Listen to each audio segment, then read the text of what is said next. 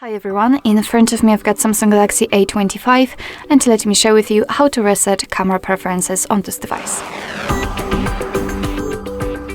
So let's start with opening the camera app, and it does not really matter on which mode we will be.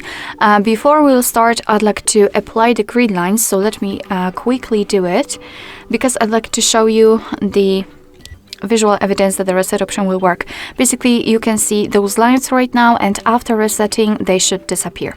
So to reset the settings, we have to enter the settings themselves in the left upper corner, and then scroll down to the very bottom to find reset settings.